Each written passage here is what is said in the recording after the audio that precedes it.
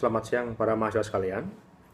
Kita bertemu lagi di channel ini untuk melanjutkan kuliah filsafat pendidikan.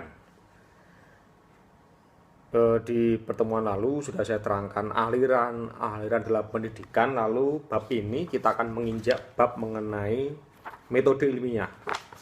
Metode ilmiah adalah satu metode yang harus dipakai dalam dunia pendidikan. Lalu kita akan mengerti apakah itu metode ilmiah.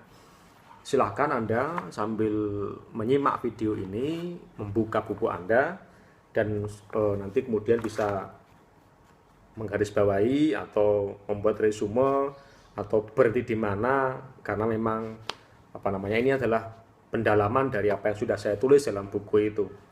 Oke, saya masuk ke apakah itu ilmiah.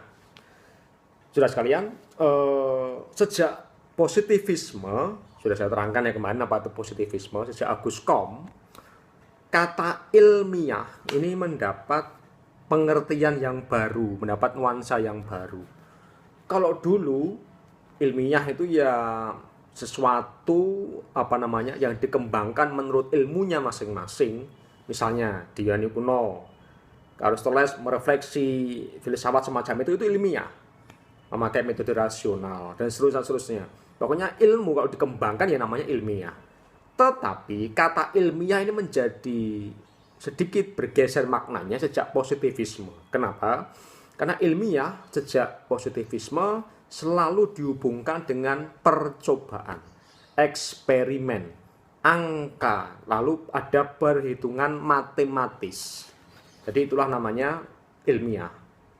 Disebut ilmiah kalau sudah diuji, bisa di tempat yang tertentu atau biasanya di lab, laboratorium, lalu dengan aneka rumus dan seterusnya.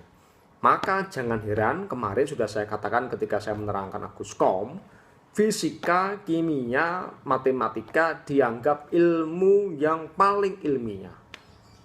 Maka itulah namanya ilmu kealaman.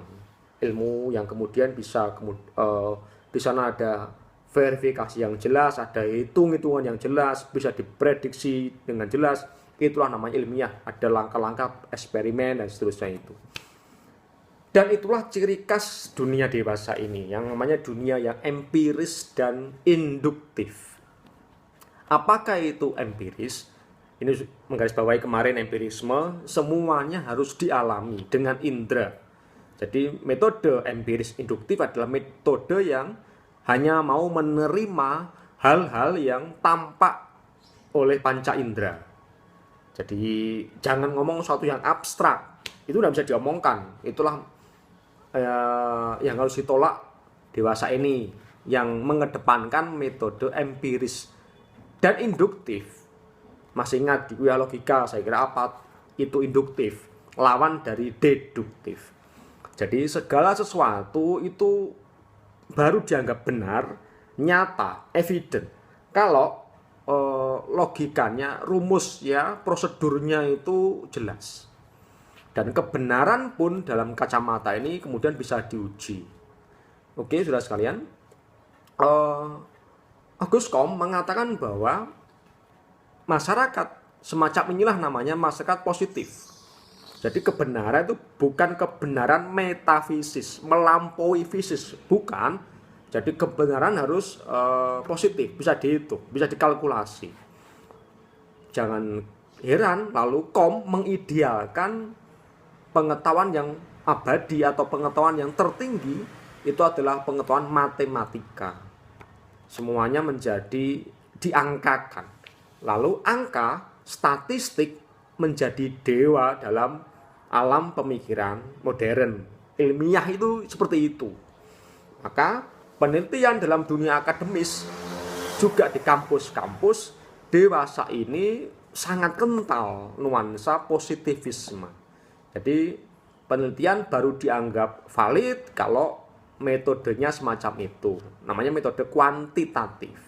Jadi bahkan ini efeknya hari-hari ini juga di jurnal-jurnal itu hanya mau menerima kalau kayaknya semacam itu ilmiah dalam kacamata itu. Meskipun nanti kita akan mengkritik bersama apakah itu yang namanya ilmiah. Gitu ya. Jadi sementara diterima dulu, itulah ilmiah menurut positivisme. Semoga dapat ingat grand theory dari Comte.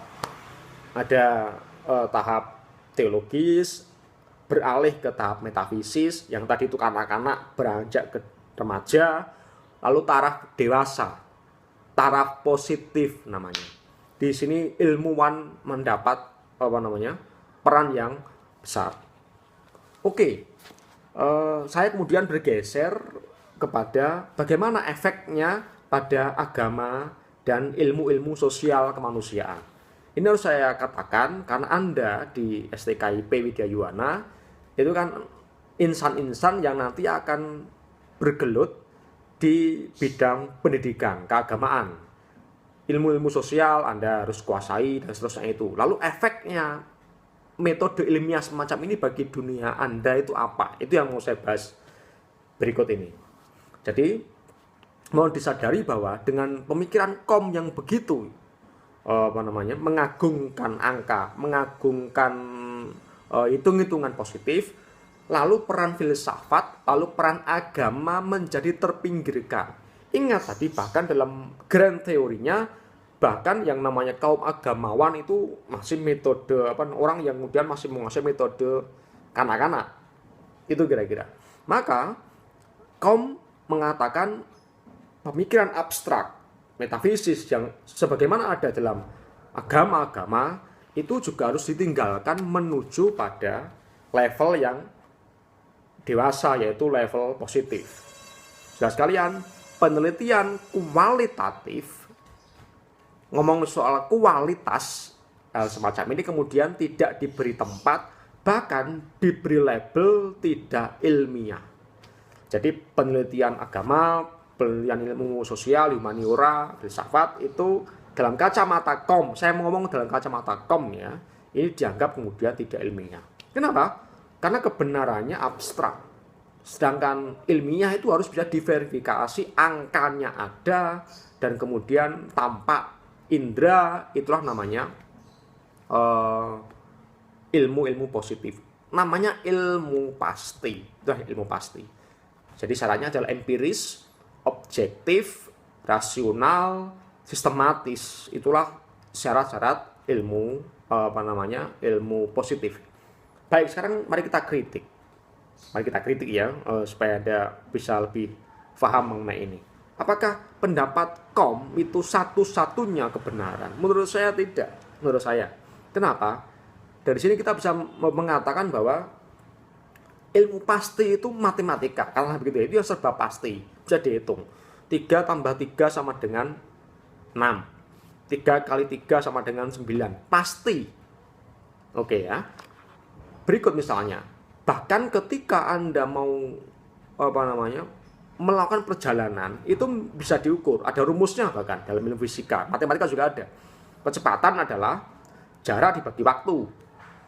VT per S itu ada. Rumus macam itu pasti. Jadi misalnya Anda berangkat dari kampus ini mau ke Surabaya, jaraknya dihitung berapa kilometer, itu jarak. Kemudian waktunya berapa, lalu kemudian kecepatannya kemudian berapa, itu ketahuan. Pasti kan itu, pasti.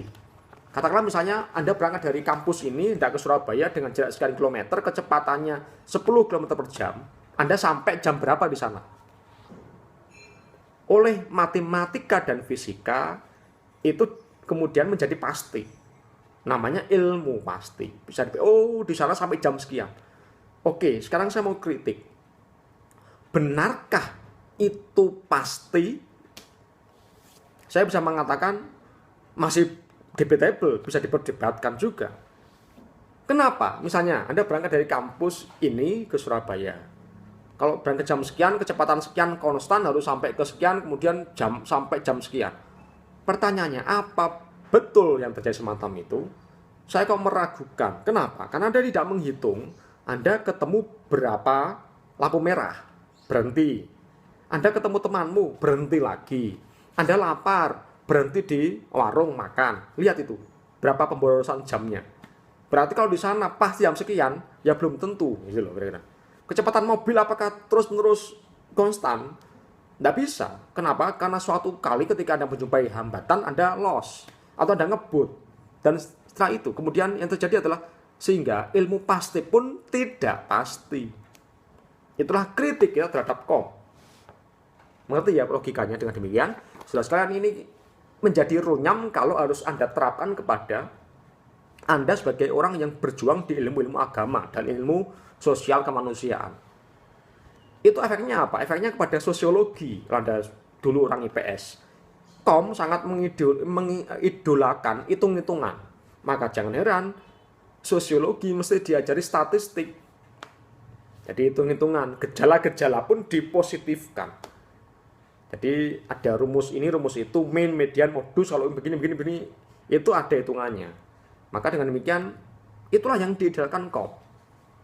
Dan itu didobrak nanti oleh fenomenologi.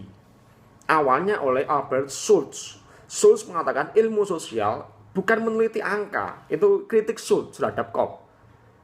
Ilmiah itu bukan soal angka, tapi meneliti, kalau ilmu sosial harusnya meneliti hidup keseharian. Namanya Erlebnis. Apa itu Erlebnis? Dalam bahasa Jerman, kalau saya Indonesia kan adalah apa yang dihidupi, keseharianmu, apa yang pengalaman yang dihidupi, itulah Erlebnis. Itu hidup sosial. Anda menghidupi apa, itu yang diteliti. Maka dengan demikian, apa yang dihidupi ini tidak bisa dimatematikkan. Kenapa? Misalnya dalam seni. Seni itu bagaimana mematematikakannya? Tidak bisa. Jadi ungkapan-ungkapan luar itu kemudian merupakan interpretasi apa yang ada di dalam. Itulah yang kemudian harus dimengerti dalam dunia sosial. Maka kalau Anda membaca di buku itu, bahkan Schultz mengkritik dengan sangat keras. Dia mengatakan, by interpreting this outward expression in terms of what lies behind it, we come to understand others. Jadi harus sampai menafsir apa yang di dalam diri orang, itu kemudian Anda bisa mengerti orang lain. Itu yang namanya sosiologi. Ilmu sosial itu ngomong soal manusia, bukan soal angka. Itu yang dikritik oleh Schultz. Dan kritik Schultz ini diteruskan oleh Dilthey dan Husserl, yang kemudian Husserl menemukan fenomenologi ini. Setelah sekalian, Husserl mengatakan bahwa jangan terjebak dalam metode. Metode itu awalnya dirancang untuk tujuan keberhasilan prediksi atas apa yang terjadi hidup sehari-hari itu. Maka pendekatan Husserl bukan lagi pendekatan angka, tapi menganggap sesuatu yang terjadi di dunia sosial itu adalah fenomena. Maka muncullah fenomenologi. Penjelasan mengenai fenomenologi akan saya teruskan di bab berikutnya ya, di bab berikutnya yaitu di bab 5, supaya Anda langsung bisa menerapkan dalam dunia pendidikan Anda sebagai guru-guru agama. Oke, sementara sampai di sini dulu. Semoga Anda bisa mendapat intisarinya sambil membaca di buku itu. Semoga bermanfaat dan saya harapkan Anda tetap menjaga kesehatan supaya kita semua tetap sehat. Terima kasih, selamat siang.